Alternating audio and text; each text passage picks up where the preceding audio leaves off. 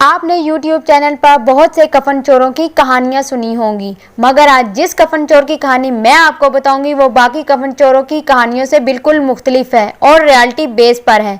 अगर आप इस कहानी की हकीकत को जानना चाहते हैं तो वीडियो को एंड तक लाजमी देखिए।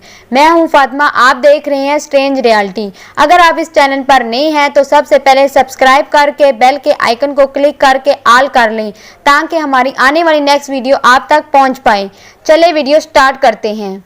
ये उस वक्त का वाक़या है जब पाकिस्तान नया नया बना था। हिंदुस्तान से एक सैयदजादी लड़की पाकिस्तान हिजरत करके आई थी। वो हैदराबाद में आबाद होगी।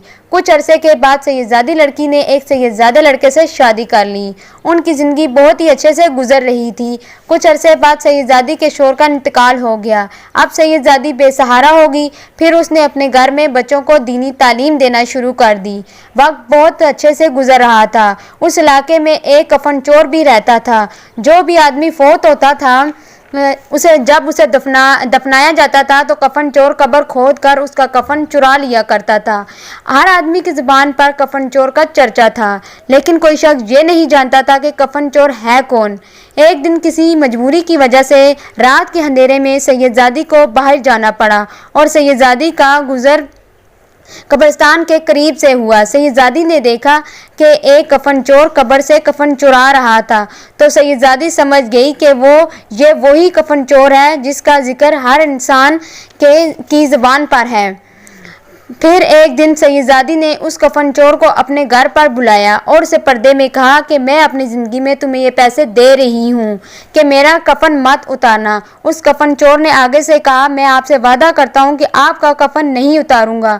कुछ अरसे बाद सैयदजादी का इंतकाल हो गया, लेकिन कफन चोर अपनी इस बुरी आदत से बाज ना आया और एक दिन रात को सैयदजादी का कफन उतारने के लिए चला गया। जब उसने सैयदजादी की कब्र खोदी तो उसने अपना हाथ कफन उतारने के लिए बढ़ाया तो आगे कफन चोर आगे से देखता है कि सैयदजादी कब्र के अंदर बाग में बैठी कुरान पाक पढ़ रही है और कहती है कि मैंने तुम्हें मना किया था कि मेरा कफन मत उतारने आना, लेकिन तुम बाज नहीं आए।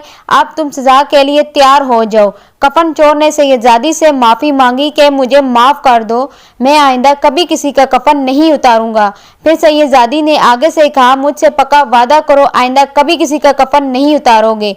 कफन चोर ने आगे से कहा, मैं आपसे वादा करता हूँ अब मैं कभी आइंदा ऐसी गलती नहीं करूँगा, मुझे माफ़ कर दें। आगे से सैयदजादी ने बाग से एक सेब तोड़कर इस कफन चोर को दिया और कहा कि आप जाओ, आइंदा ऐसा कोई काम ना करना और ये जन्नत का सेब खाओ।